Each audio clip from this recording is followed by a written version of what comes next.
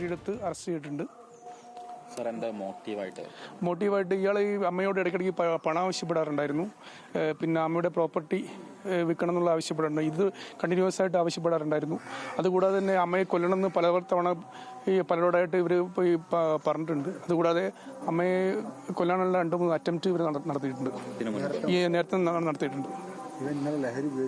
ഇല്ല, ഞങ്ങൾ പോലീസ് അത് എൻ്റെ ഭാഗം ഇൻവെസ്റ്റിഗേറ്റ് ചെയ്തുകൊണ്ടിരിക്കുകയാണ്. ആദ്യമായിട്ടുള്ള പ്രൊസീജിയറൊക്കെ നടന്നുകൊണ്ട് ഇരിക്കുകയാണ് ഇപ്പോൾ. അത് പോലീസ് അന്വേഷിക്കുന്നുണ്ട്. ആ കാര്യങ്ങൾ പോലീസ് അന്വേഷിക്കുന്നുണ്ട്. ഇല്ല, അത് പിന്നെ പോലീസ് ആ കാര്യങ്ങളില്ല, ലഹരി അടുത്തായിട്ട് ബന്ധപ്പെട്ട കാര്യങ്ങൾ പോലീസ് ഇൻവെസ്റ്റിഗേഷൻ്റെ ഭാഗമായിട്ട് ചെയ്തുകൊണ്ടിരിക്കുന്നുള്ളൂ. Thank you. കോഴിക്കോട് പുതുപ്പാടിയിൽ മകന്റെ വെട്ടേറ്റ് കൊല്ലപ്പെട്ട സുബൈദയുടെ കേസ് അന്വേഷിക്കുന്ന അന്വേഷണ ഉദ്യോഗസ്ഥരാണ് ഈ ഘട്ടത്തിൽ പ്രതികരിച്ചത്.